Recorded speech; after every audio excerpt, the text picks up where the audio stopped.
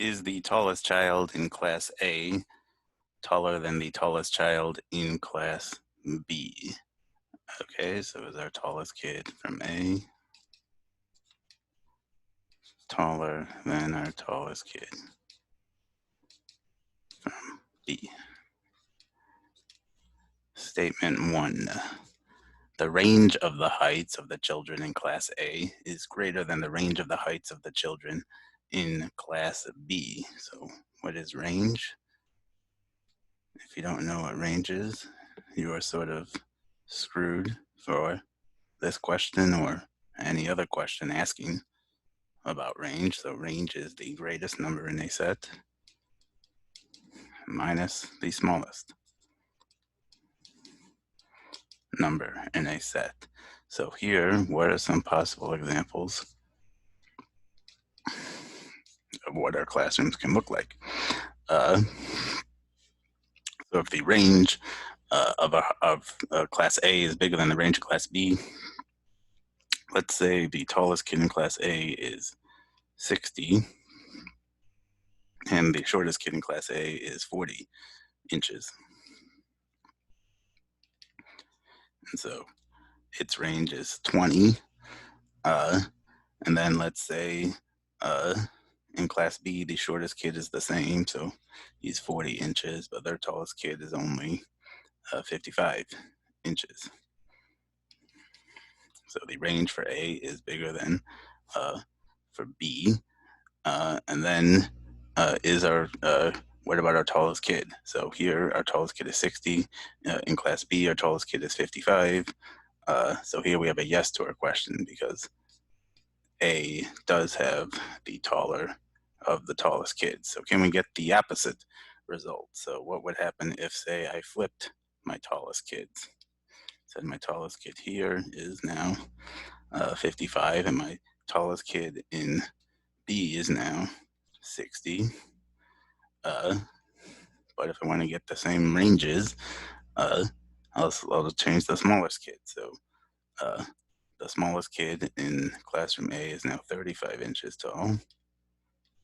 And the smallest kid in classroom B now has grown magically to 45 inches. And so now we have the same result, and classroom A has a bigger range, but classroom A's tallest kid is shorter than classroom B's. So that is insufficient.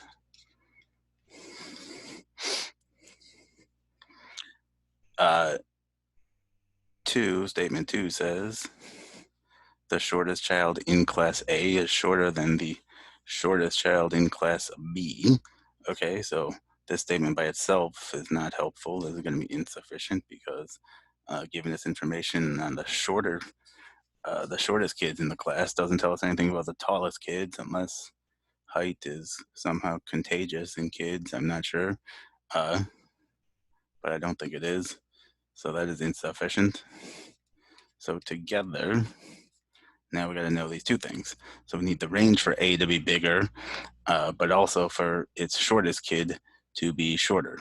So if we want to reuse our examples from our first statement, so we can't reuse this guy, but we can reuse this guy. So let's think, can I get the same result? Or I should say, should I get the opposite result? Can I get A with the tallest kid, while it maintains the shortest kid. So let's say I switch my 60 and my 55.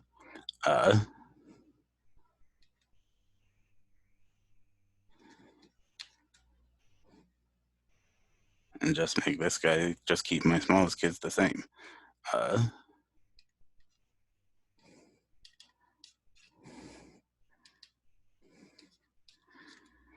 So here my range for A is bigger than B, so that is consistent with our first statement.